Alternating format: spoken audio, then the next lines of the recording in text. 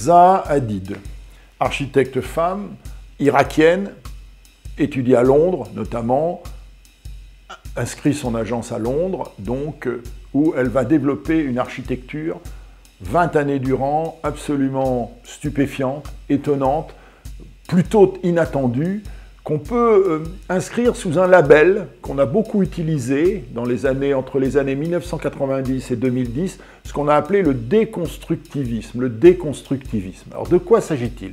Il s'agit au départ d'une exposition qui a eu lieu au musée d'art moderne de New York en 1988, qui s'appelait Déconstructivisme, dans laquelle il y avait une petite dizaine d'architectes dont le travail se caractérisait par le fait de casser les formes, de briser les formes, de sortir de l'orthogonalité moderniste en quelque sorte. Bon, on avait là des architectes comme Frank Gehry, par exemple, Peter Eisenman, Daniel Libeskind, Zaha Hadid notamment, qui proposaient des architectures vraiment totalement inattendues sur le plan des formes, caractérisées souvent par des brisures, des ruptures de plan, des ruptures de rythme, des bascules, des inversions, des renversements, quelque chose de très curieux. Alors, qu'est-ce que ça voulait dire symboliquement? Bon, difficile à dire, sinon peut-être assez facilement, comme l'ont dit certains architectes déconstructivistes.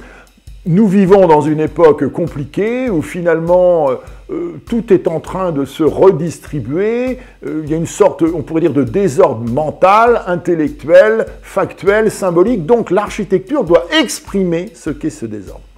Alors, ce serait un peu simple de réduire l'œuvre de Zaha Hadid, cette très grande architecte dans son genre, on aime ou on n'aime pas, à ça, à cette simple définition. C'est beaucoup plus compliqué que ça.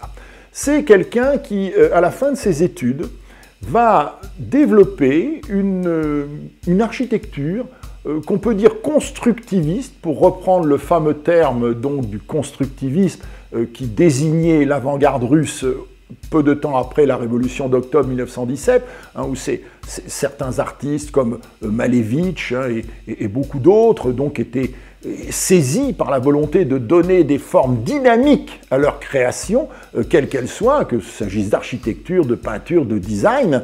Bon, et elle va faire un projet tout à fait étonnant qui consiste à mettre un hôtel comme ça, donc sur un pont, le pont Hengham-Herford à Londres, comme ça, d'une façon très curieuse, sur un mode totalement déconstructiviste, avec des formes tout à fait curieuses. Alors, la question c'est, comment adapter un déconstructivisme, on va dire de dessin, de projet, à la réalité, sachant que l'architecture est évidemment, d'une certaine manière, condamnée à produire des bâtiments fonctionnels, qu'elle ne peut tous permettre, qu'elle apparaît généralement dans des contextes préexistants, dont il est de bon ton de les respecter, de ne pas forcément heurter les populations qui vivent là. Donc ça ne se fera pas forcément sans mal, mais en quelque sorte, le talent de Zaha Hadid est tel que, assez rapidement, eh bien, elle va devenir une icône de cette architecture déconstructiviste, et de part en part du monde habité, eh bien, les projets vont venir de plus en plus.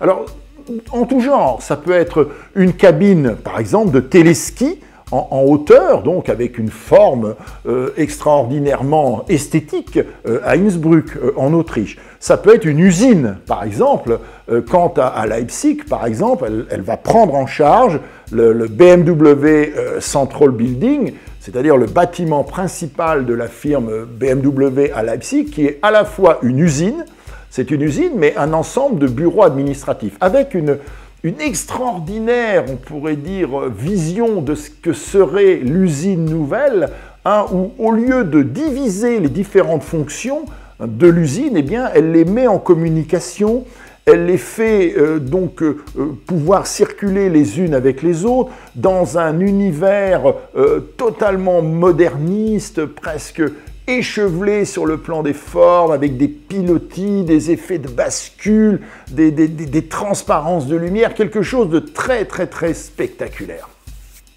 Ce goût de la forme plutôt de la déforme, on pourrait dire, chez Zaha Hadid, la déformation, déformer les choses, on le voit très bien, par exemple, quand elle, en design, elle va concevoir un banc pour un musée de Dallas, on voit ce fameux bench de Zaha Hadid, avec ces formes comme ça qui fuient, complètement, comme si la forme stable était quelque chose chez elle qui ne pouvait pas exister. Alors, cela n'est pas sans poser problème. Pourquoi? Parce qu'un grand nombre de bâtiments très beaux, souvent très spectaculaires, qu'elle construira, ont un petit problème néanmoins, c'est que ce ne sont plus des bâtiments servants. Ce sont tellement des icônes, tellement des bâtiments qui peuvent se regarder comme des sculptures, à proprement parler, comme des sculptures modernes, que bien souvent, on ne peut pas les utiliser. L'exemple le plus célèbre, entre autres, est le fameux Broad Art Museum donc de East Lansing dans le Michigan, une sorte de musée où tout est incliné. On a l'impression d'être en face d'un véritable vaisseau spatial de l'avenir, avec du titane, avec des formes absolument épurées, brutales, pointues. Mais une donnée intéressante en termes muséographiques, il n'y a aucun mur droit. Et finalement, si vous voulez installer de la peinture dans ce musée-là, c'est strictement impossible, ou alors il faut créer des consoles, installer des cimaises. La limite peut-être de cette architecture très spectaculaire, eh bien, en l'occurrence, c'est peut-être le trop spectaculaire.